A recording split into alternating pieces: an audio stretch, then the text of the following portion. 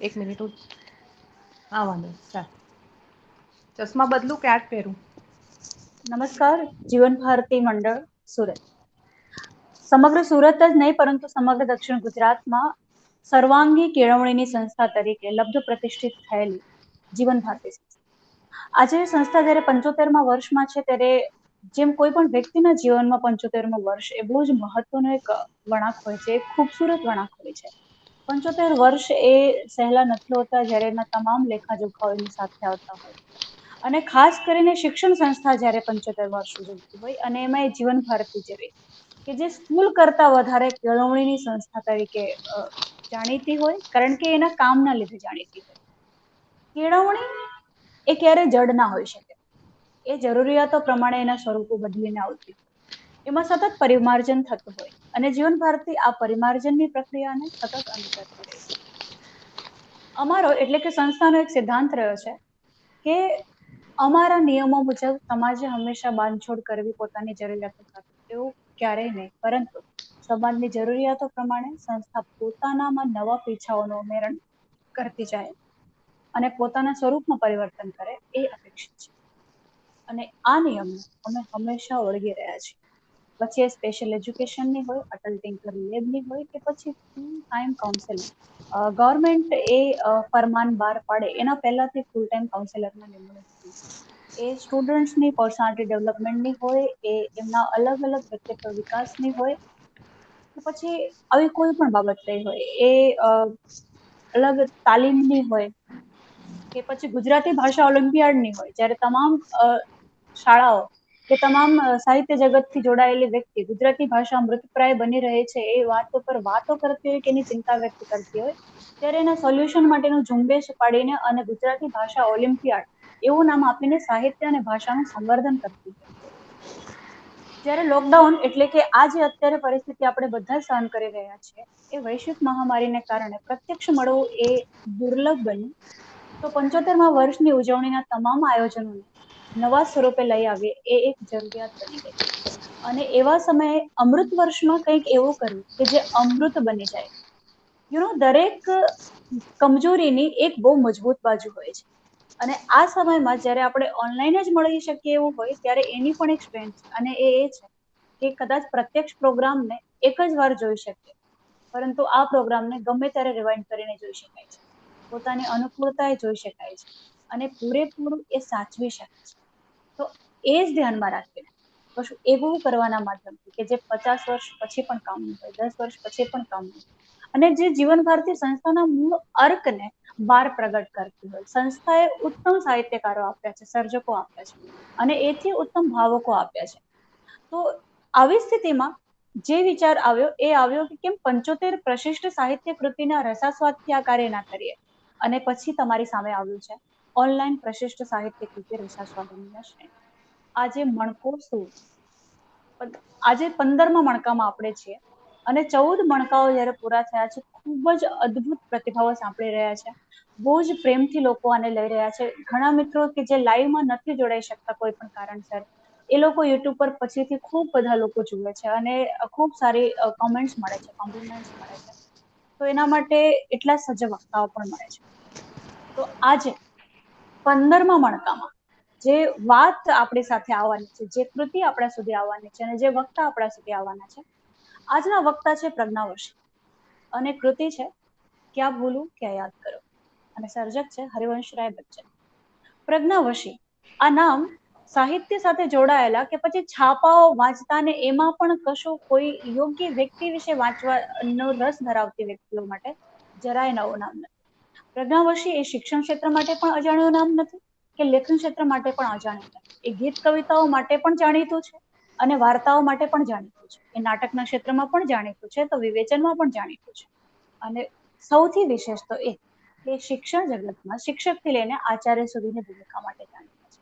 પ્રજ્ઞાવશી વિશે હું વધારે જણાવું, મને લાગે છે કે એના કરતા જ્યારે તમે એમને માણો, કારણ કે જે લોકો જાણે છે એ મારા કરતા વધારે વિગતો જાણે છે. જે નથી જાણતા એમને હું આ પરિચય આપું એના કરતા વધુ ઉત્તમ એ થશે કે હું પૂરો સમય એમને આપું અને એમની શૈલીમાં એક અદ્ભુત કૃતિ ક્યાં ભૂલું ક્યાં યાદ કરો આપણે માણીએ અને તમે જાતે જ નક્કી કરો જો તમે નવા છો તો કે પછી આ વક્તાની સદ્ધરતા કે સજ્જતાને તમે કયા માપદંડ પર મૂકશો અને આ કૃતિ સુધી પહોંચવામાં કદાચ તમને એમની શૈલી વધારે પાનક રસ સમાન નીવડશે. એક એવું પાનક રસ કે જે એ કૃતિ સુધી જતા નહીં અટકાવી શકે. તો અત્યારે કોઈ પણ વધારે સમય ના લેતા હું સીધું એમને જ આમંત્રિત કરું છું કે આપણી સાથે વાત કરે. પરંતુ એના પહેલા મારી એક નમ્ર વિનંતી છે કે જેટલા પણ મિત્રો જોડાયા છે અને પછીથી જોડાવાના છે, અલબત્ત જો તેઓ રોજ જોડાય છે તો એમને આ નિયમો ખબર છે કે આપણે બધા જ, હું પણ પછીથી મારો માઇક અને મારો વિડીયો બંને ઓફ કરી દઈશ. તમે પણ તમારા સ્ક્રીન ઉપર ઓફ કરી દો, કારણ કે તો આપણને સ્ક્રીન ઉપર માત્ર ને માત્ર વક્તા દેખાય અને પૂરેપૂરું કોઈ પણ વ્યવધાન વિના આપણે માની શકીએ. જો તમે મોબાઈલથી જોડાયા છો તો તમારો મોબાઈલ સાયલેન્ટ મોડ પર રાખી દો, જેથી કોઈ તકલીફ ના થાય. અને બસ હવે માણીએ પ્રજ્ઞાવશીની શૈલીમાં ક્યાં ભૂલ કે યાદ કરું. સર્જક હરિવંશરાય બચ્ચન, મણકો 15, જૂન 12. Thank you. પ્રજ્ઞાબેન, તમને જીવન ભારતી વતી અને વ્યક્તિગત રીતે પણ સાદર સપ્રેમ આવકારું છું. તો પ્લીઝ હવે કમ્પ્લીટ તમારો સમય છે, તો તમને પ્લીઝ. ખૂબ ખૂબ આભાર. હલો. જી જી બિલકુલ, અવાજ આવી રહ્યો છે. હા, અવાજ આવી રહ્યો. જી હું જી. દેખાઉં છું? નહીં, તમે મને લાગે છે કે વિડીયો ઉપર ટચ કર્યું, વિડીયો આઇકોન ઉપર. યસ, હવે દેખાવ છો, સંભળાવો પણ છો. ઓકે. ઓકે. રાઈટ. હું ફૂલ સ્ક્રીન પર દેખાતી નથી એટલે પૂછું છું. सरिता, प्रज्ञा मैम को फुल स्क्रीन पर ले लो ना. તમે મને ફૂલ સ્ક્રીન પર જ દેખાવ છો અને તમે ઓડિયન્સને ફૂલ સ્ક્રીન પર દેખાવ છો. અચ્છા, એવું છે? જી જી. હા, તો હું શરૂ કરું? જી જી બિલકુલ. હા, બિલકુલ. નમસ્કાર મિત્રો. સર્વે મહાનુભાવોને, જીવન ભારતી મંડળ, એમના આચાર્યશ્રીઓ, ટ્રસ્ટી મિત્રો, શુભ્ર ભાવકો, શ્રોતાગણ, આપ સર્વને મારા પ્રણામ, વંદન. એક એવી વ્યક્તિ, એક એવા સાહિત્યકાર, એક એવા દિગ્ગજ, એક એવા શિસ્તબદ્ધ વ્યક્તિત્વની મારે આજે વાત કરવાની છે કે જેને મારા જેવી એક વ્યક્તિ એમના વિશે બોલે તો હું કદાચ મારું કદ ખૂબ નાનું પડે અને છતાં મેં હિંમત કરી. કંઈક નવું આપવું છે સમાજને, કંઈક નવું લઈને જવું છે વિષય વસ્તુ. આ મારી નેમ હંમેશા રહી છે. જ્યાં કંઈક ખોટું થતું હોય, જ્યાં કંઈક આપણે દીપક પ્રગટાવી શકે એવું હોય, ત્યાં મને હંમેશા એવું થયું છે કે ચાલો દોડીને દીપક પ્રગટાવીએ, સમાજને એક એવી દિશા આપીએ કે સમાજ ઉત્કર્ષના પંથે આગળ વધી શકે. એટલે હું હંમેશા કૃતિઓ પણ એવી જ પસંદ કરું છું કે જે લોકોને કંઈક નવી દિશા આપે, કંઈક સંવેદનાઓ જાગૃત થાય. કારણ કે અત્યારનો યુગ એવો છે મિત્રો કે આપણે બધા જ રોબોટ બનતા ચાલ્યા. સંવેદનશીલતા મૃતઃપ્રાય થઈ રહી છે. તો એવા સમયે આવા વિષયોને આપણે માણવા જોઈએ. તો હું જઈ રહી છું આપ સર્વને લઈને હરિવંશરાય બચ્ચન સુધી. આ કહેવાય છે કે સરસ્વતી શિરોમણી, સાહિત્યના શિરોમણી બેતાજ બાદશાહ એટલે હરિવંશરાય બચ્ચન.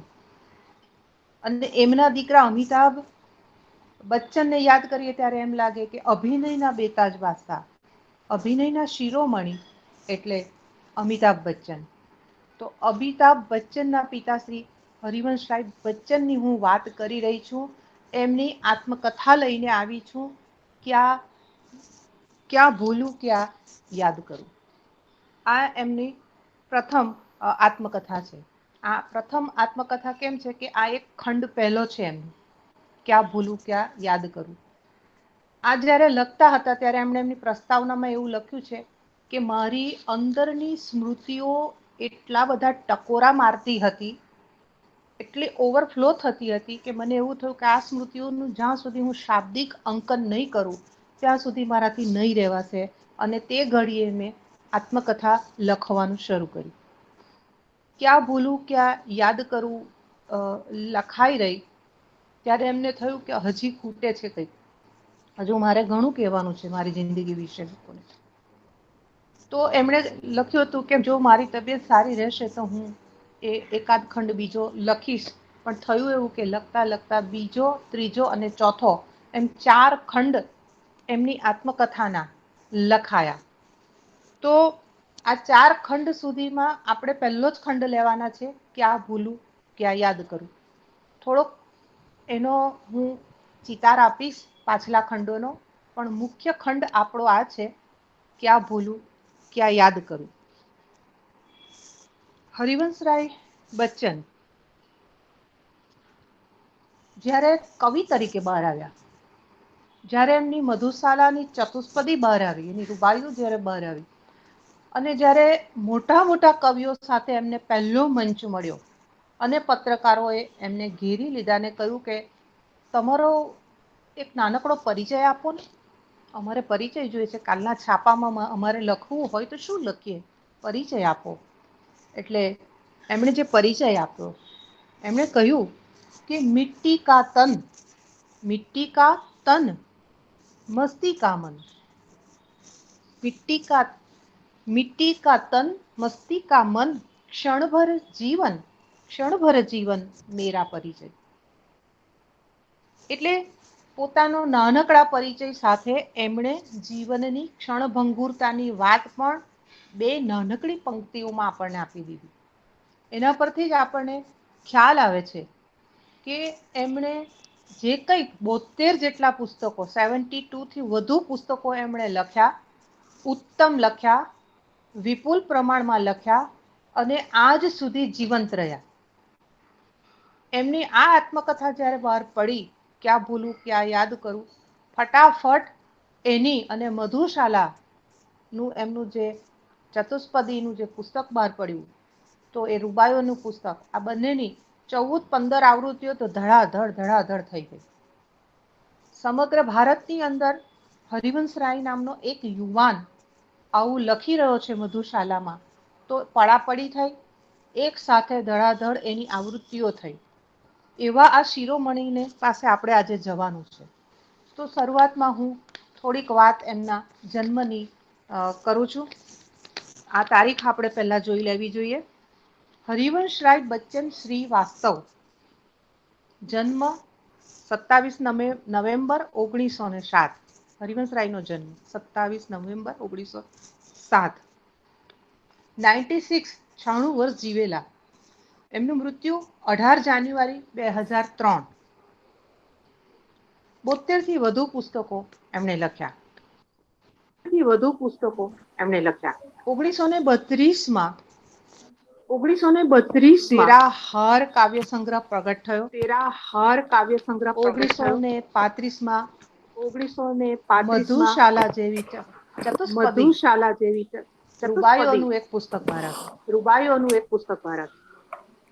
આત્મકથાના 4 ખંડો. ક્યાં ભૂલું ક્યાં યાદ કરું પહેલો, નીડ કા નિર્માણ ફિર બીજો, બસેરે સે દૂર ત્રીજો અને 10 વાર સે સોપાન તક આ ચોથો સંગ્રહ એમનો બહાર પડ્યો. 24 પુસ્તકો એમના કવિતાના, 29 પુસ્તકો ગદ્ય સાહિત્યના, કુલ 4 આત્મકથાના ખંડ, એ 1000થી ઉપર વધારે પેજ જેના છે. 1983 માં એમણે બચ્ચન રચનાવલી લખી, જેના 9 ખંડો બહાર પડ્યા. આમ વિપુલ તેમજ ઉત્તમ એવું સાહિત્ય આપણને હરિવંશરાય બચ્ચને આપ્યું. આ 4 ખંડ લખતા એમને 15 વર્ષ થયા આત્મકથાના. અત્યાર સુધીના ઇતિહાસમાં કોઈ એવી આત્મકથા આપણે જોઈ નથી કે જે લખવાનું શરૂ થયા પછી એના આટલા બધા વિપુલ ખંડો થયા હોય, આટલા ઉત્તમ ખંડો થયા હોય, આટલી દીર્ઘ હોય અને આટલા વર્ષ લાગ્યા હોય. આ દળદાર પુસ્તક ખડી બોલી હિન્દીમાં એમણે લખી છે. આમ તો ઇંગ્લિશની અંદર એમણે કેમ્બ્રિજ યુનિવર્સિટીમાં આપણે જાણીએ છીએ કે ભણેલા, અને અંગ્રેજી ને ફિલોસોફી સાથે એમને ખૂબ લગાવ હતો, અને છતાં એણે પોતાની જ રાષ્ટ્રભાષા અને માતૃભાષા એમની તો કહી શકાય અલ્હાબાદના હતા, તો એમણે હિન્દી સાથે પનારો પાડેલો, અને એટલો સરસ પનારો હિન્દી સાથે કે તમે એમના તમામ પુસ્તકો વાંચો તો તમને એમ લાગે કે હિન્દી ભાષાનું જે સૌષ્ઠવ છે એ કેટલું સરસ છે. તો એ વાત આપણને એના પરથી ખ્યાલ આવે છે મિત્રો. એમણે શેક્સપિયરની રચનાઓનો વિપુલ અનુવાદ કર્યો. આટલો અનુવાદ કદાચ કોઈ નથી કર્યો. અને ખય્યામની રૂબાઈઓ અને ખય્યામની રૂબાઈઓનો અનુવાદ પણ એમની પાસેથી આપણને મળ્યો. એમની જે ઘટનાઓ પાસે હું લઈ જઈશ અવનવી એ પહેલા મારે તમને એમને મળેલા એવોર્ડ પણ કહી દેવા છે. 1966માં સાહિત્ય અકાદમી એવોર્ડ, સરસ્વતી સન્માન એમને મળ્યું, પદ્મભૂષણ એવોર્ડ મળ્યો, લોટસ એવોર્ડ મળ્યો, સોવિયત નહેરુ એવોર્ડ એમને મળ્યો, જ્ઞાનપીઠ એવોર્ડ એમને મળ્યો અને બીજા અનેક અગણિત એવોર્ડ અને માન સન્માન એમણે મેળવ્યા હતા. બીજી જે થોડી વાતો કરવી છે, એમનો જે ગ્રાફ છે એ ગ્રાફમાં જોઈએ તો એમની જે કામગીરી છે તો કે ઓક્સફર્ડ સુધી એ ભણેલા, MA PhD કરેલું એમણે. અલ્હાબાદ વિશ્વવિદ્યાલયની અંદર એમણે 30 રૂપિયાની નોકરી કરેલી. ત્યાર પછી ચાંદ પ્રેસમાં નોકરી કરી. ચાંદ પ્રેસના તંત્રીએ એમના લેખ લઈ લીધા બધા. તને કશું નથી આવડતું એમ કહીને એમને બહાર કાઢ્યા નોકરીમાંથી. પગાર પણ નહીં આપ્યો કેટલા બધા મહિના. અને એમણે લખેલા જે લેખ હતા તે પણ પાછા નહીં આપ્યા. અને એ પ્રેસના તંત્રીએ પોતાના નામે એ લેખો છપાવ્યા. ત્યારે એમને જે આઘાત લાગ્યો એનું વર્ણન એમણે કરેલું છે. પણ હું આમાં નહીં જઈશ કારણ કે આ ખૂબ લાંબી આત્મકથા છે. તો એ આત્મકથામાં એવો લખે છે કે ચાંદ પ્રેસ એ મને ઘણું શીખવ્યું. ત્યાર પછી એમના પિતાજી પ્રતાપ નારાયણ કે જેઓ પાયોનિયર, અંગ્રેજોએ સ્થાપેલી પાયોનિયર પ્રેસની અંદર પ્રતાપ નારાયણ રિટાયર થયા પછી એમણે કહ્યું કે તું મારી જગ્યાએ ગોઠવાઈ જા, તને સારો પગાર મળશે. પણ એમણે તો વિદ્યાભવનમાં નોકરી કરવી હતી, કોલેજમાં નોકરી કરવી હતી અધ્યાપક તરીકેની, એટલે ન જોડાયા. પણ પછી પરિસ્થિતિ એવી થઈ કે ગરીબીએ એમને અજગર ભરડો લીધો અને એમણે પિતાજીની જગ્યાએ પાયોનિયર પ્રેસમાં જોડાવવું પડ્યું. જ્યાં પેલી જગ્યાએ 30 રૂપિયા મળતા હતા અધ્યાપક તરીકે અને આ પ્રેસમાં એમને 100 રૂપિયા મળે, ખાવાનું મળે અને આવવા જવાનું ભથ્થું મળતું હતું. એટલે એમાં જોડાયા. ઓલ ઇન્ડિયા રેડિયોમાં પણ એમણે કાર્ય કર્યું. વિદેશ મંત્રાલયમાં પણ એમણે કામ કર્યું. ત્યાર પછી રાજ્યસભાના સદસ્ય બનેલા. રાજ્યસભા સમિતિની અંદર અધ્યક્ષ પદે પણ એઓ રહેલા. આપણા જે ગૃહ મંત્રાલયો છે જુદા જુદા, એનું નામાકરણ વિધિ પણ એમણે કરેલી. તો એમણે વિપુલ કાર્ય કર્યું. હવે વિપુલ કાર્ય આટલું થયું, ઉત્તમ કાર્ય થયું, ઉત્તમ સંસ્કાર, આટલા બધા શિસ્તબદ્ધ. એવું લખે છે કે હું લખવાનું મારું ચાલુ થાય, વિચારવાનું ચાલુ થાય એટલે ફ્લો બંધ જ નહીં થાય. તો ઘણા એસાઇનમેન્ટ એવા હોય કે મારે રાત જાગવું પડે. બેસીને લખતા થાકી જાઉં તો ઊભો લખું. ઊભામાં ડાબો હાથ થાકી જાય તો જમણા હાથે લખવું. પણ લખવાનું સતત ચાલુ રાખવું પડે કારણ કે મારા એસાઇનમેન્ટ જ એટલા હોય. અને નક્કી કરેલું કે મારે આટલા દિવસોમાં આટલા કાર્ય પતાવવા એટલે પતાવવાના જ બસ.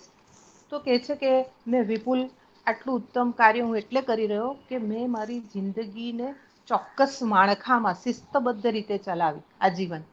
એમણે ખૂબ એમની વાત કરીશું કે કેમ જીવન એમનું આટલું શિસ્તબદ્ધ હતું, કેવી રીતના એ શિસ્તબદ્ધ થયા. તો આપણે કહીએ છીએ ને કે વારસામાં જ્યારે તમને સંસ્કાર મળે, શિસ્ત મળે, જ્યારે તમે નાનપણથી કશુંક એવું જોયું હોય તો તમે અડીખમ ઊભા રહી શકો છો. એ વાત તો નક્કી જ છે. એટલે આપણે એમના પિતાજી પાસે પણ જવું પડશે. તો આ આત્મકથા હું ધીરે ધીરે તમારી સમક્ષ ખોલીશ. તો બે પત્ની વિશે પણ એમની વાત પહેલા કરી લઉં કે પહેલી પત્ની શ્યામા, 10 વર્ષનું લગ્ન જીવન ટકેલું. ત્યાર પછી થોડો ગાળો એમને રહ્યા. બીજી પત્ની એમની તેજી બચ્ચન, એ લગ્ન જીવન 60 વર્ષ ચાલેલું, 60 યર. તેજી બચ્ચન સાથે એમનું લગ્ન જીવન ચાલ્યું. એમના 2 દીકરા અમિતાભ અને અજીતાભ. તો આટલી વાત કર્યા પછી મારે હવે મેઇન પોસ્ટમાં જવું છે, તમને લઈ જવા છે કેટલીક ઘટનાઓ સુધી. કારણ કે છે આત્મકથા પણ એટલી બધી અંદર સરસ ઘટનાઓ છે, સરસ વર્ણનો છે. ખાસ તો અલ્હાબાદ અને ગંગા નદીનો જે કિનારો છે એની વાત જે એમણે એના જે વર્ણનો કર્યા છે, 30 પાના સુધી, સતત 30-40 પાના સુધી તમે એ સમયનું જનજીવન, સમાજ જીવન, સંયુક્ત કુટુંબ, ત્યાંના લહેલહાતા હરિયાળા ખેતરો, ગંગા નદીનો સમૃદ્ધ કિનારો, એનું સમૃદ્ધ પાણી, એને કારણે વધેલી સમૃદ્ધિઓ, ખેડૂત જીવન, ત્યાં વખતના નંદનવન જેવા ગામડાઓ, આ બધાના જે ચિતાર એમણે વર્ણવ્યો છે, એમની જે કલમ ચાલી છે એમાં અદ્ભુત એમ કહી શકાય, આપણાથી મુકાય નહીં. એ એક પેરેગ્રાફ આપણે એમાં છોડી ન શકીએ એવું એમાં અદ્ભુત વર્ણન આપણને જોવા મળે છે. ત્યારે એમ થાય કે આત્મકથા આવી હોવી જોઈએ. આ સુંદર આત્મકથા, શિષ્ટ આત્મકથા કોને કહેવાય? તો એનું એક આ મજબૂત ઉદાહરણ છે, ક્યાં ભૂલું ક્યાં યાદ કરું, કે એક એક વાત એમણે નાનામાં નાની સૂક્ષ્મ વાતને પણ એમણે એવી સરસ રીતે મૂકી આપી છે કે ન પૂછો વાત મિત્રો. આપણે ધીમે ધીમે આગળ જઈએ તો મારે પહેલી વાત તમને એ કરવી છે કે અમિતાભ બચ્ચન લખે છે કે હું જ્યારે નૈનીતાલમાં મને ભણવા મૂકેલો પિતાજીએ, ત્યારે ત્યાં અમારી સ્કૂલની અંદર બેસ્ટ એક્ટિંગ સ્પર્ધા હતી નાટકની. હવે એ નાટકમાં હું ભાગ લઉં, મને અભિનયનો ખૂબ શોખ હતો. મારે તો પહેલેથી અભિનયમાં જવું જ હતું, અભિનય ક્ષેત્રમાં અભિનેતા બનવું હતું. એટલે નાનકડા અમિતાભે તો ખૂબ તૈયારી કરી, પુષ્કળ તૈયારી કરી, પણ થયું એવું કે છેલ્લી ઘડીએ અમિતાભ બચ્ચનને ખૂબ તાવ આવ્યો. ખૂબ તાવ અને ખૂબ માંદા થઈ ગયા. બીજે દિવસે તો બીજે કે ત્રીજે દિવસે તો નાટકનું પરફોર્મન્સ કરવાનું, નિર્ણાયકો આવવાના આખા એમાંથી દેશમાંથી. તો એમણે તો એ કરાવ્યો ટ્રંકોલ હરિવંશરાય બચ્ચનને કે હું તો માંદો થઈ ગયો ને મારે તો આ પડકારરૂપ એક સ્પર્ધા છે અભિનયની, હું શું કરું એમ. તો બહુ સરસ એક એ લખે છે કે મારા પિતાજીએ કે એક જ બે જ પંક્તિ મોકલાવી કે ઘર મનકા હો તો અચ્છા. હરિવંશરાય બચ્ચને અમિતાભ બચ્ચનને બે નાનકડી પંક્તિ મોકલી ફક્ત, કે ઘર મનકા હો તો અચ્છા, ઘર મન કા ન હો, ઘર મન કા ન હો તો ઓર અચ્છા, તો ઓર અચ્છા. જુઓ કેટલી મોટી વાત, એક બે નાનકડી પંક્તિમાં એમણે કેટલી વિશાળ વાત હરિવંશરાય બચ્ચને પોતાના દીકરાને શીખવી દીધી. તો અમિતાભ બચ્ચન એક ઇન્ટરવ્યુમાં કહે છે કે મારા પિતાજીની આ બે પંક્તિ મને ત્યારે સમજાઈ નહોતી, પણ જ્યારે હું મોટો થયો અને હું રાજકારણમાં ગયો અને હું પછડાયો, ત્યારે મને ખબર પડી કે પિતાજીએ જે બે પંક્તિ મોકલેલી તેનો અર્થ શું છે જિંદગીમાં. બહુ મોટી વાત છે, કેટલી પોઝિટિવિટીની વાત છે અને કેટલી પ્રકૃતિ ઉપર છોડેલી વાત છે. એને જો તમે સંલગ્ન કરો જિંદગીમાં, જિંદગી સાથે આ પંક્તિને, તો એના અનેક ભાવાર્થો તમને મળી આવે છે. મારે જે શિષ્ટ અમુક જ પોઈન્ટ એવા કહીશ, ખૂબ લાંબી કથા છે આત્મકથા, પણ મારે જે કહેવાનું છે ત્યાં હું તમને ધીરે ધીરે લઈ જઈશ. તમે શાંતિથી બધા સાંભળી રહ્યા છો મિત્રો, તેનો આનંદ છે, જોડાઈ રહ્યા છો એનો પણ આનંદ છે. હવે આ એમની આટલી વાત કર્યા પછી મારે તમને લઈ જવા છે એમના બાળપણની વાતો તરફ. તો એમાં આપણે જઈએ કે એ જ્યારે નાના હતા ત્યારે હવે એને સ્કૂલમાં મૂકવાના. હવે એમની જન્મની પણ એક આખી એ વાત છે કે હરિવંશરાય બચ્ચન ને આમ 8 સંતાન, આમ જોવા જઈએ પણ 8ની અંદર 4 સંતાનો મૃત્યુ પામેલા.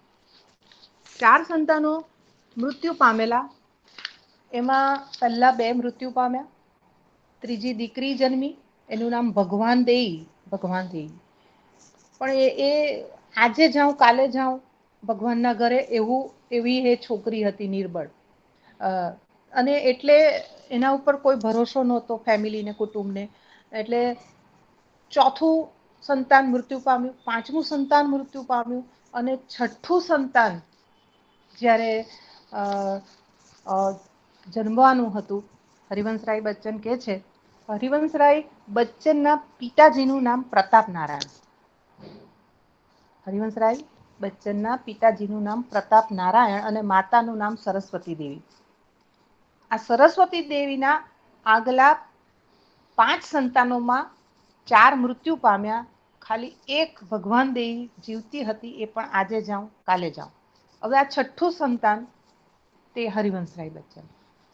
હવે પ્રતાપ નારાયણ પાયોનિયર પ્રેસમાં નોકરી કરે. હરિવંશરાયના પિતા પાસે લઈ જાઉં છું હવે તમને થોડી. હરિવંશરાય બચ્ચનના પિતા પ્રતાપ નારાયણ પાયોનિયર પ્રેસ જે અંગ્રેજોએ ચાલુ કરેલી એમાં નોકરી કરતા હતા. ત્યાં રામચરણ શુક્લ એમના મિત્ર. રામચરણ શુક્લ છે એ પોતે કવિ લેખક બંને છે. અને ખૂબ માયાળુ માનવી છે. એનું નાનું મોટું કામ પ્રતાપ નારાયણ કરી આપે એટલે એની સાથે વધારે મમત્વ એને દીકરો સમજે છે અને એ એને ગુરુ સમજે છે. એટલે કીધું કે જો તારા આટલા સંતાનમાં તો તું થાક ખાઈ ગયો, 4 મૃત્યુ પામ્યા, ભગવાન દેવનું તો કહેવાય એમ છે નહીં. તો હવે તારું છઠ્ઠો ગર્ભ રહ્યો છે સરસ્વતીને તો તું એક કામ કર, મારી સલાહ માન અને તું હરિવંશ પુરાણ વાંચવાનું ચાલુ કરાવડાવ. કોઈ બ્રાહ્મણને બોલાવ અને રોજ તમારે પતિ પત્નીએ હરિવંશ પુરાણ સાંભળવાનું. 9 મહિના હરિવંશ પુરાણ સાંભળ્યું અને હરિવંશરાય જન્મ્યા. એટલે રામચરણ શુક્લએ કહ્યું કે એનું નામ હરિવંશ પાડો. એટલે હરિવંશ નામ પડાયું. હવે થયું એવું કે જે બ્રાહ્મણને બોલાવેલો વાંચવા માટે 9 મહિના રોજ જ એણે 1001ની દક્ષિણા માંગી. હવે આ તો એ સમયે તો પ્રતાપ નારાયણની સ્થિતિ ખૂબ જ ખરાબ. એક તો સંયુક્ત કુટુંબ, વિધવા બધી બહેનો ફોઈઓ બધી ઘરમાં, એ બધાનું પાલન પોષણ કરવાનું, સરસ્વતીની આટલી સુવાવડ પોતાની પત્નીની એના ખર્ચાઓ કાઢવાના, એટલે બધું લાવે ક્યાંથી? ભગવતી દેવી માંદી રહે તો એના ખર્ચા તબીબના, પૈસા મળે નહીં, ઘર તૂટું ભાંગું ઘર રિપેર કરાવવાનું કોઈ પૈસા નહીં મળે. જેમ તેમ ખાવાનું નીકળે એમાં 1001 રૂપિયા આપવા ક્યાંથી? એટલે એમણે એક ચિઠ્ઠી લખી. એ ચિઠ્ઠીમાં લખ્યું 1001 આપવાના મારે. આપ્યા એમ કરીને ચિઠ્ઠી બ્રાહ્મણને આપી. બ્રાહ્મણે વાંચી ખિસ્સામાં મૂકી દીધી, સમજી ગયા. અને પછી દર મહિને 10 રૂપિયા દર મહિને 10 રૂપિયા એ પેલા એને આપી આવે. પગાર આવે એટલે પેલા બ્રાહ્મણને આપી આવે. લગભગ 9-10 વર્ષ સુધી એમણે પેલા હરિવંશરાયના જન્મ વખતનું જે દેવું હતું તે એમણે ફેડ્યું 9-10 વર્ષે. આ એમની જન્મ વખતની હરિવંશરાયના જન્મ વખતની કથા છે. ત્યાર પછી હરિવંશરાય પછી શાલિગ્રામ નામનો એક દીકરો જન્મ્યો અને શૈલજા નામની એક દીકરી જન્મી. તો 2 દીકરી અને 2 દીકરા થયા.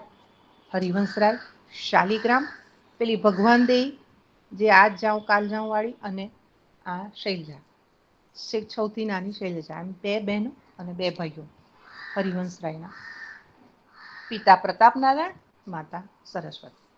હવે આ કુટુંબની અંદર પ્રતાપ નારાયણને તો ઘણા દુઃખો હતા. એણે તો ઘણા બધા સામાજિક પેલા જે કહેવાય, એટલે જ જોવાની વાત એ છે કે પ્રતાપ નારાયણ પણ સંયુક્ત કુટુંબ એટલું સરસ રીતે ચલાવેલું એને કારણે એ જોયેલું હરિવંશરાય કે પિતાજી કઈ રીતે સંયુક્ત કુટુંબને ચલાવે છે, સહન કરીને. માં પણ કેવી રીતના ચલાવે છે. એટલે સંયુક્ત કુટુંબની વિભાવના ઉપર એમણે ઘણું લખ્યું છે. તમે જુઓ કે પહેલા એ લખે છે કે સંયુક્ત કુટુંબના કેટલા ફાયદા હતા. કેટલી વિધવાઓ, અપંગો, વિધુરો બધા કેવા જીવી જતા હતા. આજે આ વિભક્ત કુટુંબની અંદર લોકો આત્મહત્યા કરે છે એનું કારણ આ છે. કારણ કે માણસને માણસની જરૂર છે. આજે એક સમય તમને ખાવાનું નહીં મળે તો ચાલી જાય, પણ સામે 2-4 માણસ તમારું સુખ દુઃખ વેચવા માટે તો જોઈએ ને. આ બહુ સરસ વાત એમણે સૂક્ષ્મ રીતે મૂકી આપી છે. હવે એ ધીરે ધીરે સ્કૂલમાં જવાનો સમય થયો ત્યારે એક બ્રાહ્મણ બોલાવ્યો અને એક એમણે મદ્રેસામાંથી એ બોલાવ્યા, મૌલવીને બોલાવ્યા કે મારો દીકરો સ્કૂલમાં જવાનો ખૂબ હોંશથી. અને પછી 2 સ્લેટ લઈ આવ્યા પ્રતાપ નારાયણ. દીકરાને એક હાથે એક સ્લેટ ને એક હાથે બીજા સ્લેટ. અને એ સ્લેટમાં મૌલવીને બ્રાહ્મણો પેલા શ્લોક બોલે છે. બ્રાહ્મણ આ બાજુ મૌલવી કંઈક બોલે છે પોતાના એનું. અને પછી એક જણાએ ત્યાં પેલામાં લખાવ્યું શ્રી ગણેશાય નમઃ. બ્રાહ્મણે એક સ્લેટમાં લખાવ્યું, પેલા ભાઈએ પણ પોતાના મુસ્લિમ જે કંઈક મંત્ર જે કંઈ હશે તે એમણે બિસ્મિલ્લાહ રહીમ રહેમાન આ રીતનું બધું લખાવ્યું. અને પછી એમને 1-1 રૂપિયો દક્ષિણા પણ આપી અને એ રીતે સ્કૂલે ગયા. આ હરિવંશરાયનું આટલું સરસ મજાનું બાળપણ એમ શરૂ થયું છે. હવે આપણે જે જોવાનું છે તે પ્રતાપ નારાયણની થોડી વાતો અહીંયા જોવી પડશે. કારણ કે મેં તમને કહ્યું કે હરિવંશરાયમાં આ સંસ્કાર આવ્યા ક્યાંથી? તો એના માટે આપણે પ્રતાપ નારાયણ પાસે, એના પિતા પાસે જવું પડે, મા સરસ્વતી પાસે જવું પડે. અને બહુ સરસ કે પ્રતાપ નારાયણ એ રોજ સાંજે 8 વાગે એટલે ઊંઘી જાય. મળસ કે 3 વાગે એ જાગે. નિયમ એટલે નિયમ. 3 વાગે ઉઠી જ જવાનું ગમે તે થાય. 3 વાગે ઉઠીને 3 થી 4 માઇલ ચાલીને ગંગામાં નહાવા જવાનું. ગમે એટલી કડકડતી ઠંડી હોય ને, હિમાલયનું પાણી અંદર બરફ જેવું કેમ ના હોય, પણ એ ગંગામાં ડૂબકી મારવાની.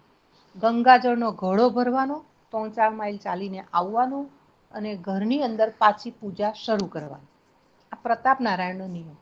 હવે એ જ્યારે પૂજા કરે તો એને બધું જ કંઠસ્થ. વેદ, ઋચા, રામાયણ, માનસ પાઠ, બધું મહાભારત, બધા કાંડ બધું જ મોઢે.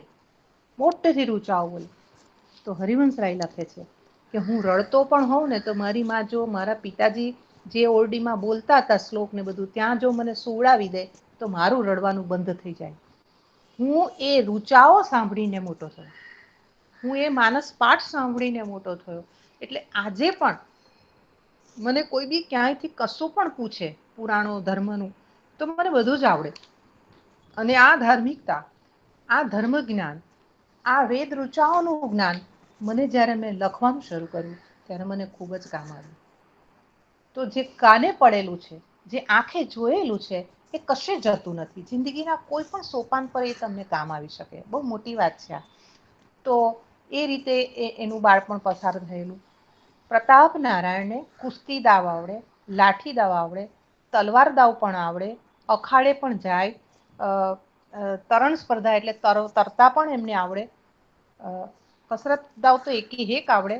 એટલે આ બધું શિસ્ત જુઓ એ પોતાના શરીર સૌષ્ઠવ માટે પણ બધું જ કરતા. પ્રભાવશાળી વ્યક્તિત્વ પ્રતાપ નારાયણ. અને સવારે બધી ક્રિયાકાંડ 8:30 એટલે પતી જાય. ભગવાન પૂજા 8, 8:15. અને ત્યારે જો રસોઈ ન થઈ હોય તો સરસ્વતી દેવીને કશું કહેવાનું નહીં પોતાની પત્નીને. નહીં ખાવાનું હોય તો ખાધા વગર ફરી પાછું એટલા જ માઇલ ચાલીને પાયોનિયર પ્રેસ જવાનું. ખૂબ દૂર પાયોનિયર પ્રેસમાં એ પાછા ચાલતા જાય. અને નાસ્તાનો ડબ્બો પણ ન હોય તો એ કંઈ ચિંતા નહીં. અને લખે છે કે મારી માં જે દિવસે મારા પિતા ખાધા વગર ચાલ્યા જાય, કશું બન્યું ન હોય ને ખાધા વગર ગયા હોય, તો મારી માં પણ તે દિવસે ઉપવાસ કરે. અને બધી વિધવા ફોઈઓ મારી માને પુષ્કળ ખીજવાય કે તારે લીધે અમારો ભાઈ, અમારો ભત્રીજો ખાધા વગરનો ગયો. સરસ્વતી આખો દિવસ ખાવાની જગ્યાએ ગાળું ખાય. તો આ એક સરસ ઘટનાઓ બધી છે. નાની નાની છે જિંદગીની, પણ એમણે વણી લીધી છે એની અંદર. આ બધું જોયા પછી એમને થતું કે સ્ત્રી સન્માનની જે ભાવના છે તે પણ હોવી જ જોઈએ. એટલે ભવિષ્યમાં મારે એનો ખ્યાલ રાખવાનો છે. હરિવંશરાય એક પછી એક જે કથાઓ કહેતા જાય છે એ ખાસ જોવા જેવી છે. ત્યાર પછી મારે તમને લઈ જવા છે બીજી એક ઘટનામાં. એ ઘટના કંઈક આવી છે. એ જમાનાની અંદર પણ લોકવાયકાઓ, લોકતથ્ય, લોકો સાથેનો આદાન પ્રદાન, કુટુંબ વ્યવસ્થા, આ બધાનું વર્ણન પણ એમણે લાંબા પટ ઉપર કરેલું છે. તો આપણને એ સમયગાળો જ્યારે જોવાનો મળે ત્યારે આપણે આપણા સમયગાળાને એ સમયગાળાને સરખાવી પણ શકીએ.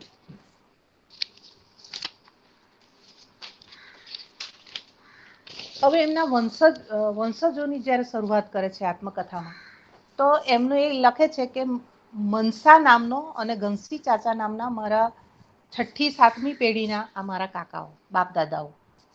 ત્યાર પછી 6ઠ્ઠી પેઢી તે પ્રતાપ નારાયણની અને 7મી પેઢી તે હરિવંશરાય બચ્ચનની અને 8મી પેઢી તે અમિતાભ બચ્ચન. આ પેઢીઓ વિશે પણ એમણે આત્મકથામાં બહુ સરસ લખ્યું છે કે એ પેઢીની અંદરના અમુક માણસો પણ એટલા વિચક્ષણ હતા.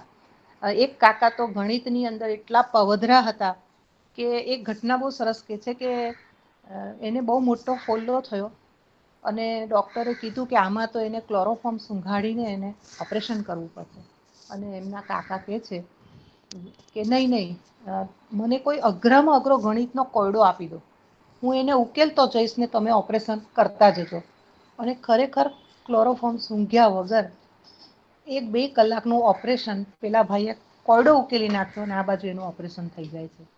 તો આવી વિચક્ષણ બુદ્ધિમત્તાના માણસો પણ હતા તે વખતે. તેનું એક નાની નાની ઘટનાઓ દ્વારા હરિવંશરાય બચ્ચન આપણને એનો ઉઘાડ કરે છે.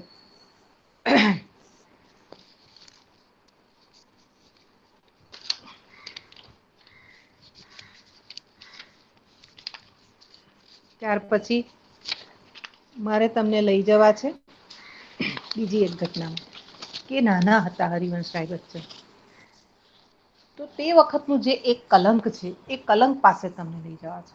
કયું કલંક? તો કે છૂવાછૂતનું કલંક. નાનકડા હરિવંશરાય મંદિરે જાય છે. મંદિરે ગોસાઈ હોય છે બ્રાહ્મણો, તેની લાઈનમાં એમને ખબર નથી ને ઊભા રહી જાય છે. અને ગોસાઈએ એમને ધક્કો માર્યો કે તને અક્કલ નથી, તું અછૂત છે, નીકળ, તું જા, પેલી બીજી લાઈન છે અછૂતોની એમાં ઊભો રહે. બ્રાહ્મણોની લાઈનમાં તે કઈ ઊભા રહેવાય? એ બિચારો પ્રસાદ લેવા માટે ઊભો રહ્યો હતો હરિવંશરાય નાનકડો, અને એને ધક્કો પડ્યો. એના બાળ માનસ પર બહુ ખોટી અસર પડી અને એ રડતો રડતો પ્રસાદ લીધા વગર મા પાસે પહોંચી ગયા, સરસ્વતી દેવી પાસે. મા, મેં આજે પ્રસાદ નહીં લીધો, મને ધક્કો માર્યો બ્રાહ્મણે, અને હવે પછી હું ક્યારેય મંદિર નહીં જાઉં.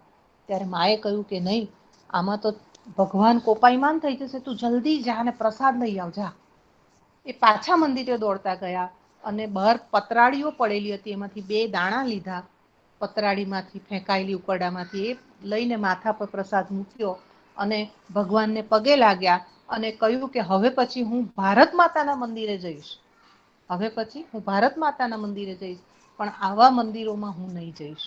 આ હરિવંશરાય, નાનકડા હરિવંશરાયે નક્કી કરેલું. અને ખરેખર એ જીવનભર ભારત માતાના મંદિરમાં જતા હતા એમ એમણે લખ્યું છે. તો આ એક ઘટના એમણે છૂવાછૂતની લખી. બીજી એક, મારે તમને 3 છૂવાછૂતની ઘટના, અસ્પૃશ્યતાની જે વાત કરવાની છે, 3 ઘટના દ્વારા કહીશ. ઘટનાઓ ઘણી છે પણ હું સિલેક્ટેડ ઘટનાઓ તમને કહીશ.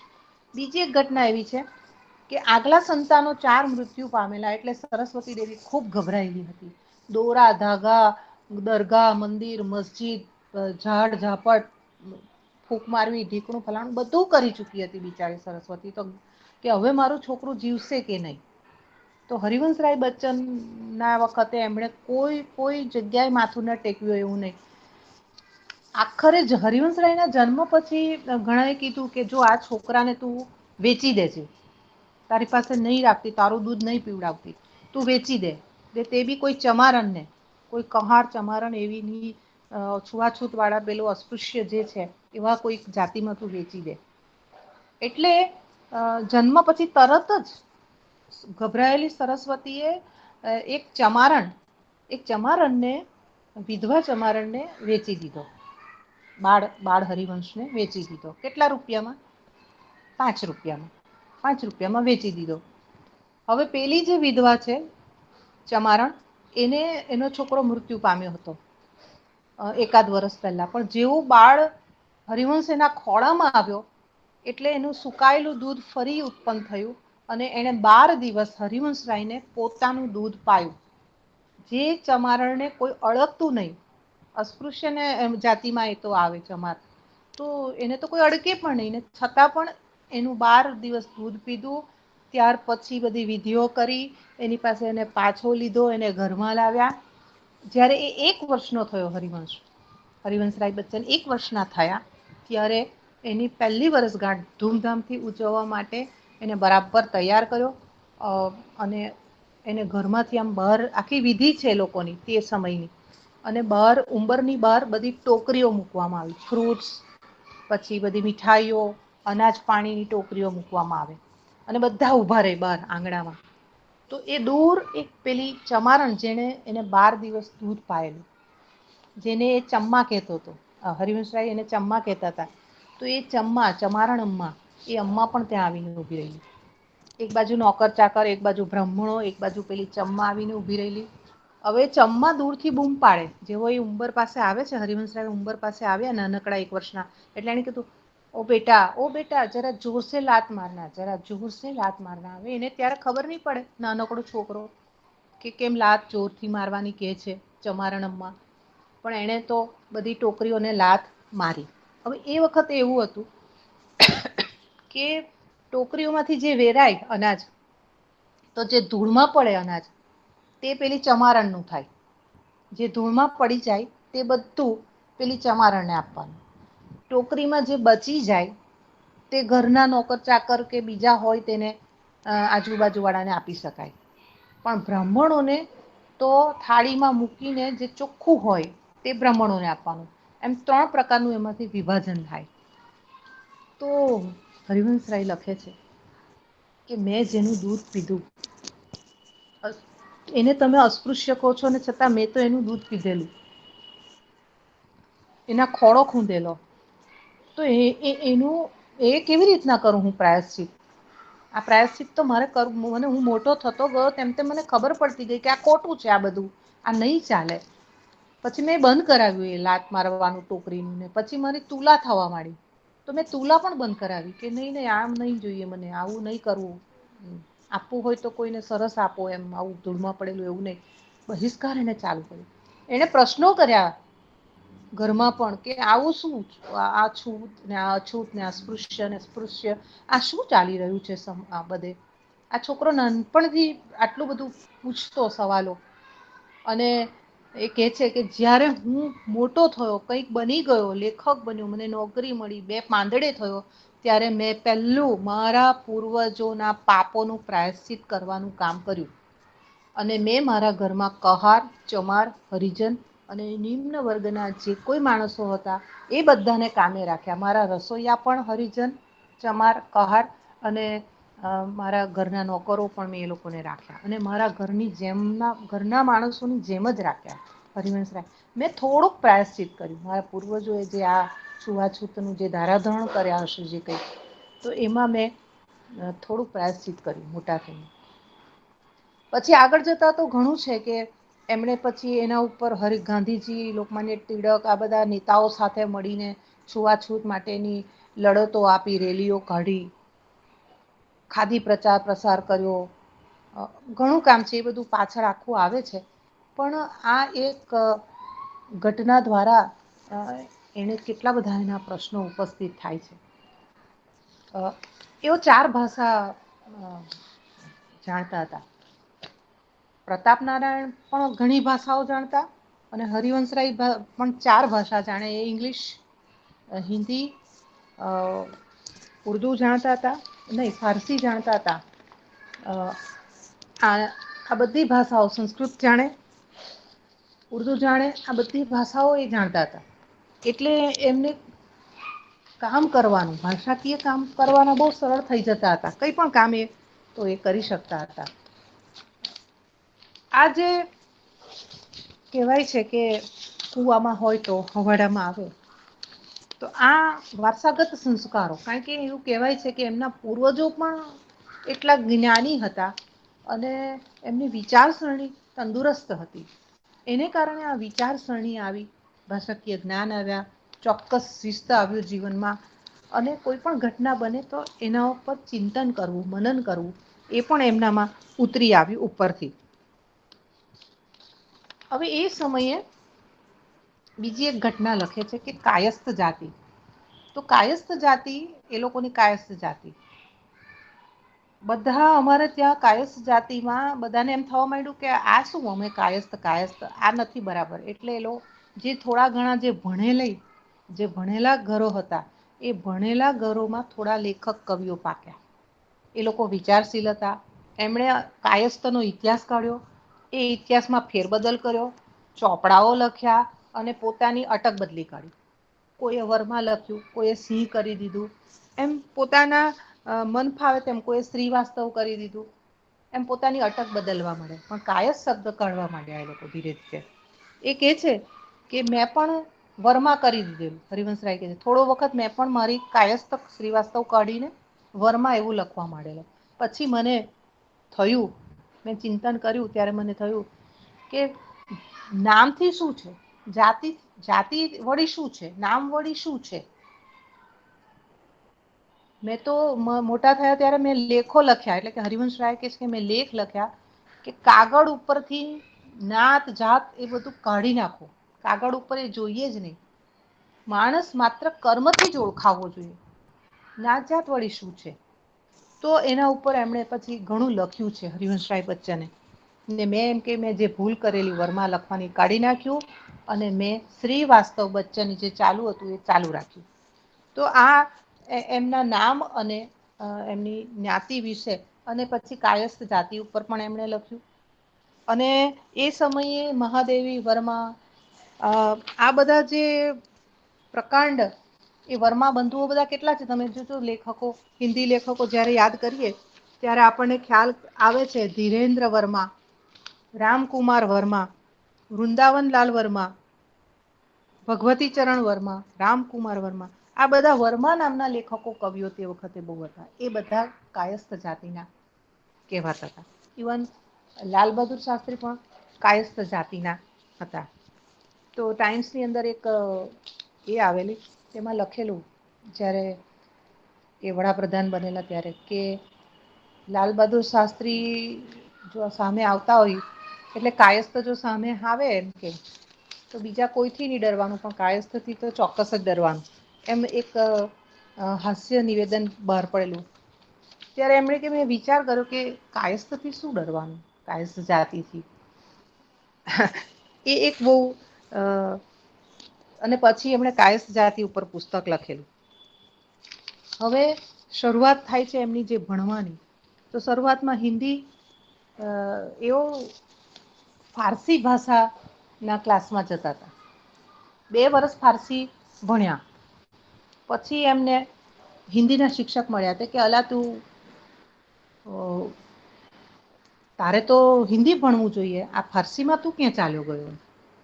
તો કે હવે શું કરવું, તો કે કઈ નહી, હજુ પણ તું કે હિન્દી ભાષા લઈને જો તો સ્કૂલ બદલવી પડે તો બદલ, પણ તું હિન્દી ભાષામાં ભણવાનો શરૂ કર.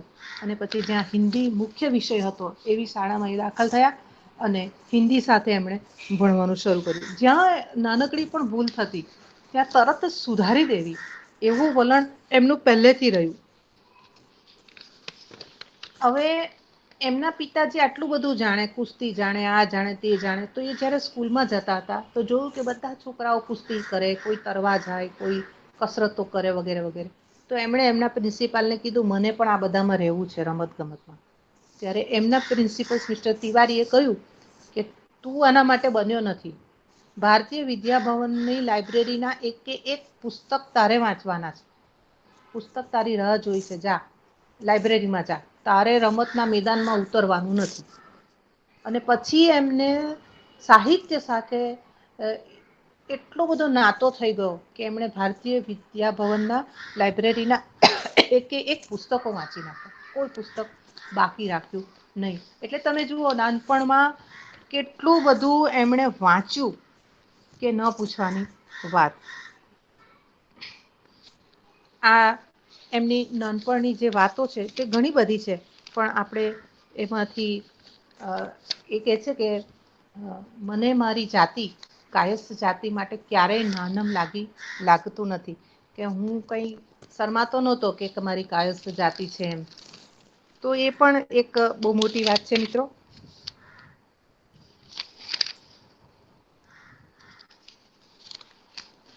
એ પછી ત્રીજો એક કેસ બને છે.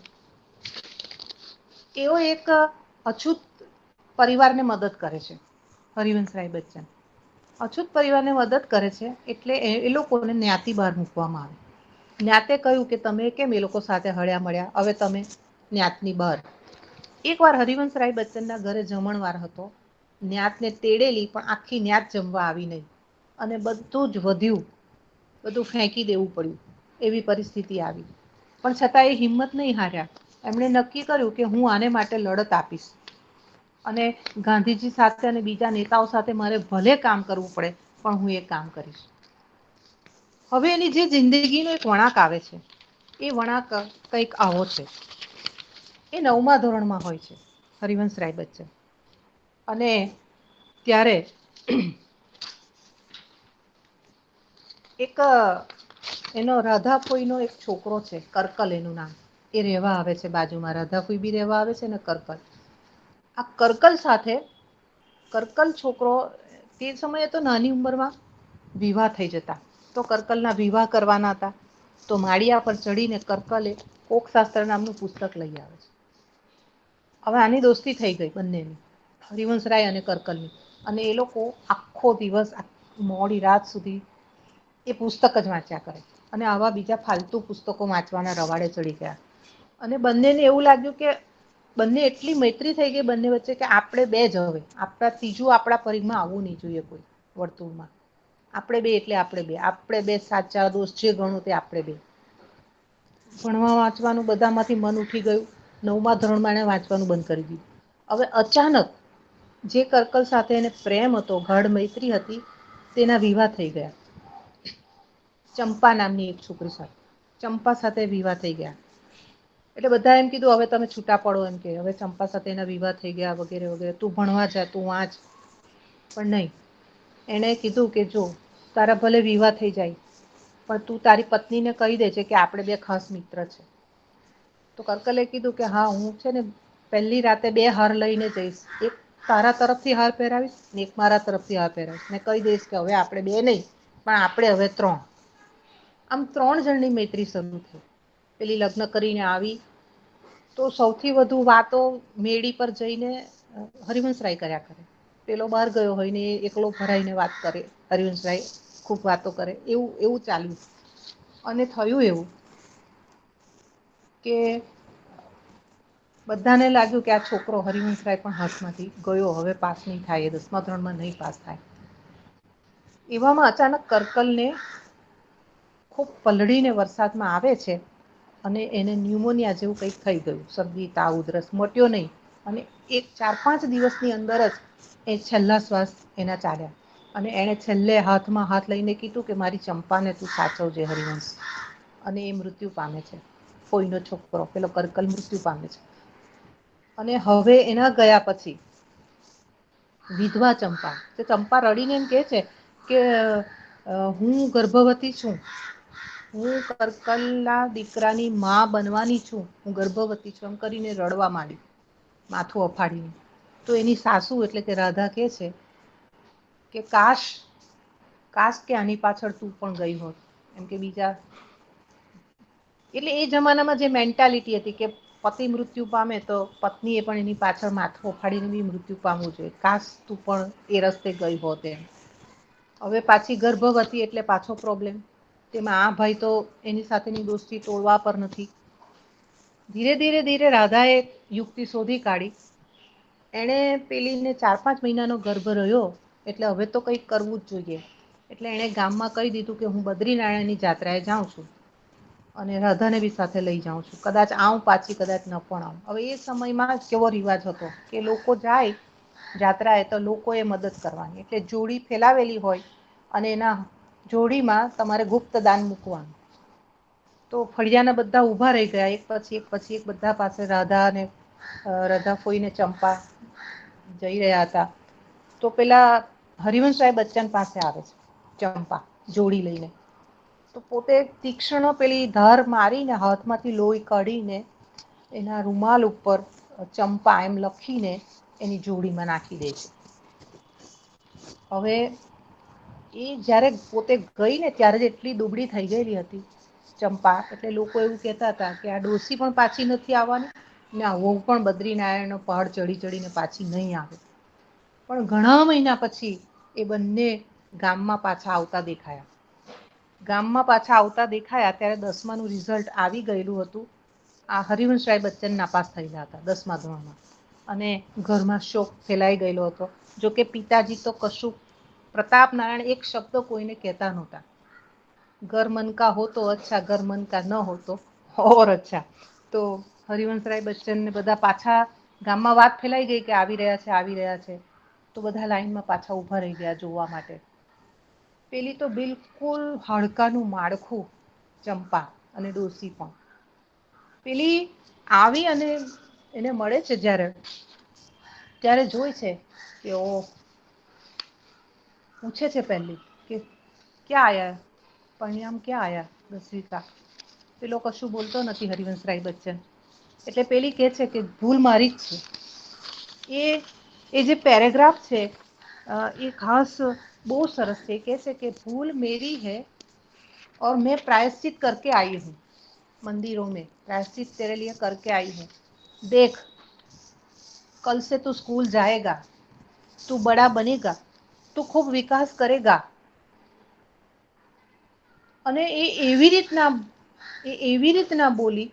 હરિવંશરાય લખે છે કે એ એવી રીતના વજન આપીને બોલી કે કલ સે તું સ્કૂલ જાएगा, તું बड़ा आदमी बनेगा, તું विकास करेगा.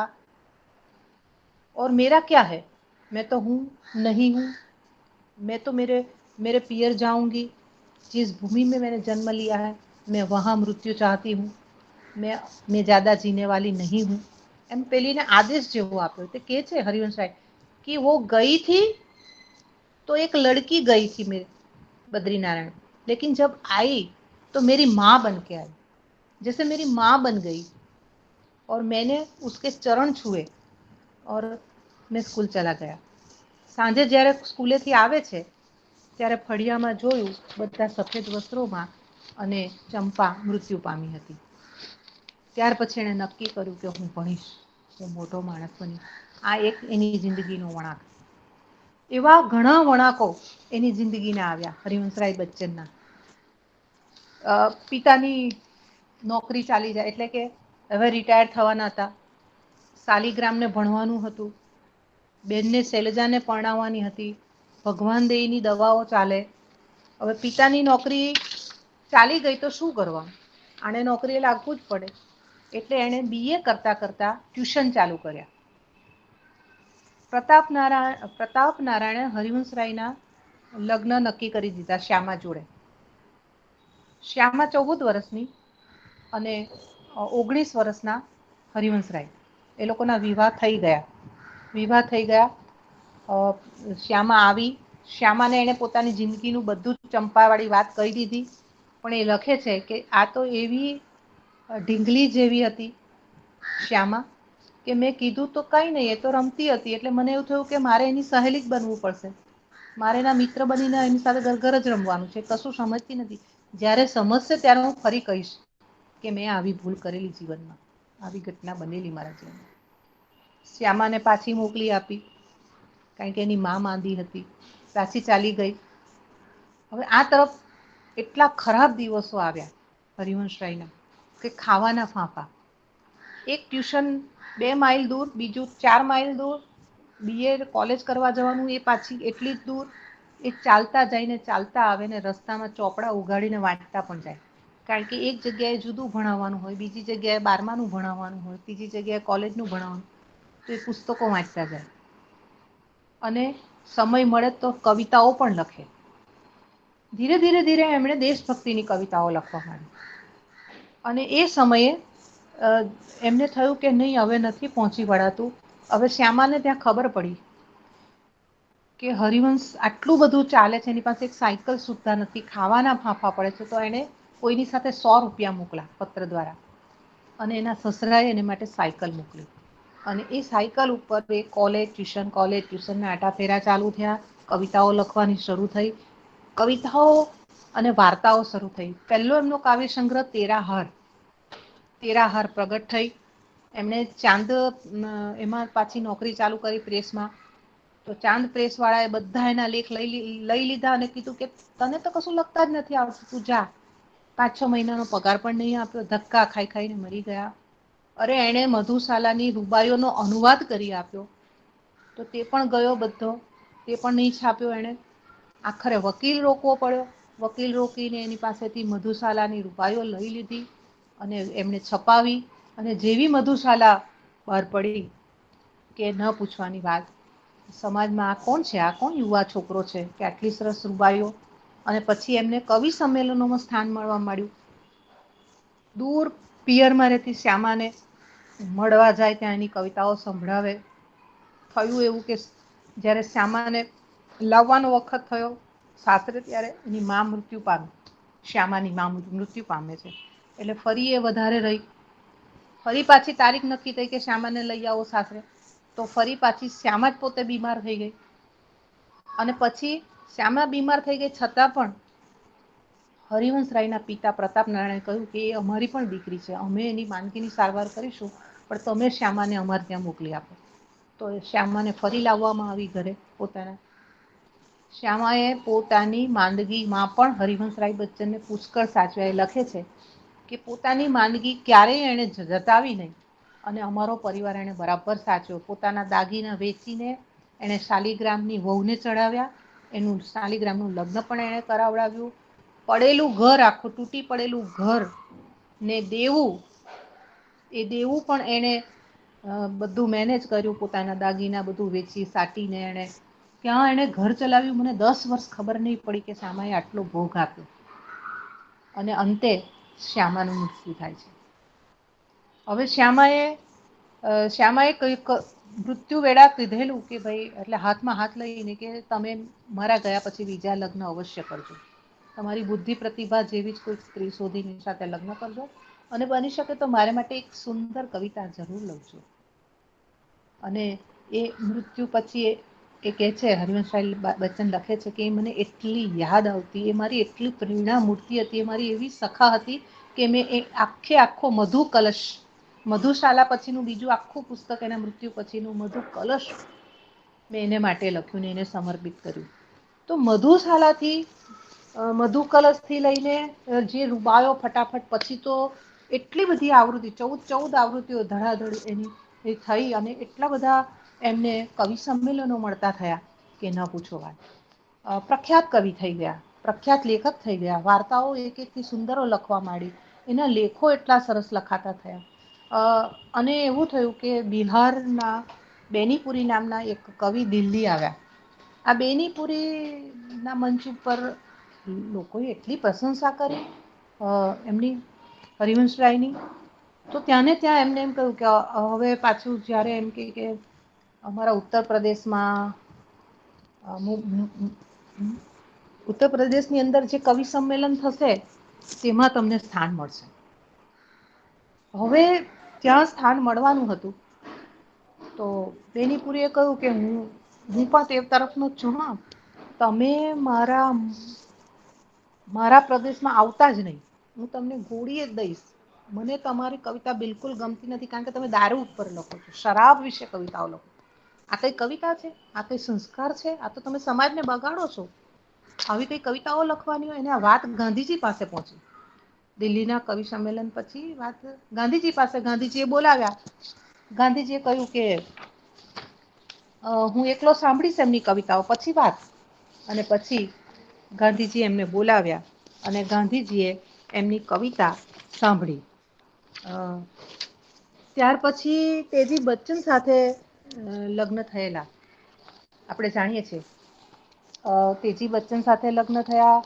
એમણે એમને ઓક્સફોર્ડ યુનિવર્સિટી જવા માટેનું પ્રોત્સાહન આપ્યું. એમણે ઘણા બધા આટા ફેરાઓ મારીને તેજી બચ્ચને એમને ઓક્સફર્ડ યુનિવર્સિટી પીએચડી માટે મોકલેલા. ફિલોસોફી સાથે એમણે પીએચડી કરેલું. તો મિત્રો, જે ગાંધીજીને જે ચતુષ્પદી સંભળાવેલી, તે હવે હું તમને સંભળાવીશ. અને ધીમે રહીને આપણે અંત તરફ જઈશું, કારણ કે હજુ તો આની અંદર ઘણી ઘટનાઓ છે. પણ એ બધી ઘટનાઓ સુધી તો આપણાથી પહોંચાશે નહીં. પણ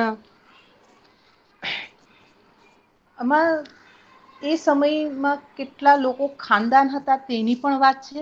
અને એ જ સમયમાં કેટલા નકામા માણસો પણ હતા તેની પણ વાત છે. આજના જમાનામાં પણ છે, પણ એ જમાનાની અંદર પણ એવું બધું તો હતું જ. બદલાતા નથી માણસો, પણ આ ઘટનાઓ બધી જે એમણે મૂકેલી છે, જસ્ટાપોઝ થયેલી છે. જયારે આપણે અત્યારનો સમાજ અને ત્યારનો સમાજ આ બંનેને સરખાવે ત્યારે આપણને એ ખબર પડે છે. તો મિત્રો, એમને શ્યામાને આંતરડાનો ટીબી થયેલો, અને એમાં એનું મૃત્યુ થયેલું. અને જ્યારે એ માંદા હતા ત્યારે એકવાર આપણા લેખક હરિવંશરાય બચ્ચન પણ ખૂબ બીમાર પડી ગયેલા. અને કોઈ પણ ડોક્ટર લેવા કેસ તૈયાર નહીં. એક બહુ જ મોટા ડોક્ટર પાસે બધાએ જવાનું કીધું, પણ પૈસા નહીં મળે. એટલે એમણે કીધું કે અમારી પાસે પૈસા નથી. તો કે જાઓ જાઓ, પૈસા વિના તો કોઈ અહીંયા કોઈ દવા થાય એમ છે નહીં, તમે જાઓ એમ કે કોઈ બીજે જાઓ. અને પછી નેચરોપથ દ્વારા હરિવંશરાય બચ્ચન સારા થયેલા, તે ઘટના પણ એમણે એમાં લખી છે. પણ હવે આપણે ગાંધીજીનો મેળાપ, હવે ગાંધીજીના મેળાપ જે થયો એ સમયગાળાની અંદર બધા આંદોલન ચાલુ થઈ ગયા હતા. બધા આંદોલન એટલે જલિયાવાલા બાગથી લઈને ખાદી પ્રચાર, પછી કૃષ્ણ સૂર્યો, પછી આપણા જે કોઈક દેશભક્તોને જે ભૂગર્ભમાં સમાયેલા હતા કે ગુપ્તવાસ કરવાના આવતા હતા, તો એ બધી ઘટનાઓનું વર્ણન આમાં છેલ્લે છે. ગાંધીજીને મળ્યા, ગાંધીજીને જે બે રૂપાઈ સંભળાવી એમણે મધુશાલાની, અને ગાંધીજી ખૂબ પ્રસન્ન થયા કે આમાં ક્યાં શરાબની વાત છે મિસ્ટર બેનીપુરી, તમે શું કહો છો? આમાં કંઈ શરાબની વાત જ નથી. તમે કવિતાને સમજ્યા જ નથી. કવિતા સમજો, હરિવંશની કવિતાને તમારામાં સમજવા માટે પણ તો જોઈએ ને. તો એ કઈ હતી એ બે ચતુષ્પદી, તો સંભળાવું છું તમને, અને આ સાંભળ્યા પછી આપણે આપણી વાત પૂરી કરીશું. ગાંધીજીને સંભળાવેલી રૂબાઈ 1. મदिरा लई जाने को, मदिरा लई जाने को घर से चलता है पीने वाला, मदिरा लई जाने को घर से चलता है पीने वाला, किस पथ से जाऊं, किस पथ से जाऊं, असमंजस में है, असमंजस में है यह भोला भाला, अलग अलग पथ बतलाते, अलग अलग पथ बतलाते सब, पर मैं यह बतलाता हूँ, पर मैं यह बतलाता हूँ, राह पकड़ तू एक, राह पकड़ तू एक चला चल, पा जाएगा मधुशाला, पा जाएगा मधुशाला. આ પહેલી. અને બીજી કે मुसलमान और हिंदू है दो, मुसलमान और हिंदू है दो, एक मगर उनका प्याला, एक मगर उनका प्याला, एक मगर उनका मदिरा लई, एक मगर उनकी हाला, एक मगर उनका मदिरा लई, एक मगर उनकी हाला, दोनों रहते एक न जब तक, दोनों रहते एक न जब तक मंदिर मस्जिद में जाते, मंदिर मस्जिद में जाते, बैर बढ़ाते मंदिर मस्जिद, बैर बढ़ाते मंदिर मस्जिद, मेल कराती मधुशाला, मेल कराती मधुशाला. તો મધુશાલા બે જ્ઞાતિના કે ચાર જાતિના કે જેટલી જ્ઞાતિના લોકો છે એનો મેલ કરાવે છે. તો દુનિયાની અંદર જે સત્વ આપણને બધાને એક કરાવે, આપણે બધાને એક બનાવીને રાખે, આપણને સત્વશીલ કંઈક જ્યાંથી મળે એવી જગ્યા, ભલે એ મંદિર ન હોય કે મસ્જિદ ન હોય, કે કોઈ પણ એવી જગ્યા કે જ્યાં તમને સત્વ મળે, જ્યાંથી તમને કોઈક આશાનો દીપક મળે, જ્યાંથી તમને કોઈક નવી દિશા મળે, એ બધી જ જગ્યા મદિરાલય છે, એ બધી જ જગ્યા મંદિર છે, અને એ બધી જ જગ્યા મસ્જિદ છે. તો આવા સરસ, જેની અંદર જિંદગીના તમામ સત્વગુણ, રજોગુણ, તમામ વર્ણનો, પ્રકૃતિ, નદીઓ, નક્ષત્રો, સમાજ જીવન, કુટુંબ જીવન, વાત્સલ્ય એટલે શું, પ્રેમ એટલે શું, સંયુક્ત કુટુંબ એટલે શું, પ્રેમભાવ એટલે શું, એ બધી વાત વણીને જેમની આત્મકથા લખાઈ છે, તો આપણે એમ ચોક્કસ કહી શકીએ કે આ બધા જ ઇનામો, એવોર્ડ, સમાન સન્માન એમને મળ્યા તે એમને મળ્યા નથી. કહેવાય છે કે એઓ દિવસના, રાતના ઘણી વખત 2 જ કલાક સૂતા, રાતના માત્ર 2 જ કલાકની ઊંઘ લેતા હતા, અને દિવસભર અને રાતભર લખવાનું, વાંચવાનું અને પ્રેસમાં કામ કરવાનું. તો આટલા બધા વિપુલ પ્રમાણમાં ઉત્તમ સાહિત્ય આપનાર અને આટલું વિપુલ કાર્ય કરનાર, શિસ્તબદ્ધ જીવનાર અને સંસ્કારનું સિંચન કરવા, કહેવાય છે ને કે પહાડના શિખર ઉપર પહોંચવું હોય તો માનવીએ પહેલા તળના પગથિયેથી ચડવું પડે. તો ખરેખર તળના પગથિયેથી ચડીને એમણે પુરવાર કર્યું કે માનવી ધારે તો શિખર સુધી, પહાડના શિખર સુધી પહોંચી શકે છે. અને ખરેખર એઓ પહોંચ્યા, એનું ગૌરવ આપણે પણ કરીએ કે આટલું સરસ આપણને રાષ્ટ્રભાષા હિન્દીમાં જેમણે વિપુલ પ્રમાણમાં ગદ્ય પદ્ય આપ્યું, તો હરિવંશરાય બચ્ચનના એને વંદન કરીએ, પરિવારને વંદન કરીએ, રાષ્ટ્રભાષાને વંદન કરીએ. અને જીવન ભારતી મંડળનો પણ હું વંદન કરું કે આવો સરસ 75 વક્તાઓ પાસે પુસ્તક પરિચય કરાવીને સમૃદ્ધ સાહિત્યનો ખજાનો ખુલ્લો મૂકવા, જ્ઞાનનો ખજાનો ખુલ્લો મૂક્યો તમે લોકોએ. તો બેન રશ્મિને, આચાર્યશ્રીને, ટ્રસ્ટી મંડળને હું આવકારું છું, ધન્યવાદ આપું છું. અભિનંદન, અભિનંદન, અભિનંદન, વંદન. Thank you so much ma'am. Harivansh Rai Bachchan અને पाठक गण है पीने वाले पुस्तक मेरी मधुशाला, कभी न कण भर खाली होगा, लाख पिए 2 लाख पिए, પાઠક ગણ હે પીને વાલે પુસ્તક મેરી મધુશાલા. અને એ જે એવી ભાવનાઓ જે મધુશાલાની અને આ રૂબાઈઓની, મતલબ તમે આખી વાત કરીને હજી તો આની ઘણી વાતો થઈ શકે છે. તમે જાણો છો જે એમણે 4 ભાગો આપણને આપ્યા છે અને અદ્ભુત સેશન રહ્યું. આમાં આ એક એવો નશો છે, જેમ બચ્ચન સાહેબ કે એમ જ કે મેરે શબ કે પીછે ચલને વાલો, યાદ ઇસે રખના કે એ ગંગાજલની જગ્યાએ જ્યારે પોતે મદિરા પોતાના મોઢામાં મૂકવાનું કે, અરે મેરે પીછે વો જાય जिनके पद मद डगमग होते हो, मेरे सबके पीछे वो जाए जिनके पद मद डगमग होते हो, गंगा जल है ये ना कहना और पिलाना मधुशाला. एंड दैट काइंड ऑफ જે આખો વર્ઝન છે કે વેર बढ़ाती मंदिर मस्जिद, मेल कराती मधुशाला, चिर विधवा है मस्जिद तेरी, सदा सुहागिन मधुशाला. એક આખી અદ્ભુત કૃતિ અને અદ્ભુત આત્મકથા, અદ્ભુત વ્યક્તિત્વ અને એટલી જ અદ્ભુત રીતે તમે એનો પરિચય આપ્યો. તો આજનો મણકો તમારાથી સમૃદ્ધ થયો છે. તો ખાસ તો અમારા એક જ કોલ પર અમારી સાથે જોડાવા માટે, જેમ અમારા તમામ સદનસીબે જીવન ભારતીની જે, અને એ જીવન ભારતીની ક્રેડિટ છે આટલા વર્ષોની. અને જે અત્યારે પણ જેમ પૂર્વજોના કર્મો, એમના પવિત્ર કર્મો એ સંતાનોને મળતા હોય છે, એ રીતે આ 75 વર્ષનું જે ભાતું છે એના પરિણામ એ છે કે આજે કોઈ પણ આદરણીય વક્તાઓને, એ મનસુખ સલ્લા હોય, જયનારાયણ વ્યાસ હોય, કે પછી દર્શન જરીવાલા હોય, યુવાનોમાં જોઈએ તો પ્રતિક ગાંધી હોય, કોઈ પણ બધા જ લોકો સમય કાઢીને અને આમાં જોડાય છે અને આ શ્રેણીને વધુ ને વધુ સમૃદ્ધ કરે છે. તો વક્તાઓથી આ શ્રેણી સમૃદ્ધ થતી રહે છે. તો આજે તમારો ખૂબ ખૂબ આભાર. અને આવતીકાલની જાહેરાત કરો છો. આવતીકાલે એક બહુ જ અદ્ભુત કૃતિ છે અરવિંદ શ્રોન લિખિત લસ્ટ ફોર લાઈફ, જેનો સુંદર અનુવાદ થયો છે વિનોદ મેઘાણી દ્વારા. અને એવી જ અનોખી શૈલીમાં રજૂઆત તમને કાલે જોવા મળશે, કારણ કે વક્તા છે કપિલદેવ શુક્લ. તો આવતીકાલે 16મો મણકો. અને આજે પ્રજ્ઞાબેન, ફરીથી તમારો ખૂબ ખૂબ આભાર વ્યક્ત કરું છું જીવન ભારતી મંડળ વતી, સાહિત્ય સમિતિ વતી અને રશ્મિ તરફથી પણ. તો થેન્ક્સ અ લોટ, તમે અમારી સાથે જોડાયા અને બહુ સારી રીતે આ વાત કરી. ફરીથી કાલે મળીશું ને ત્યાં સુધી થેન્ક્સ અ લોટ.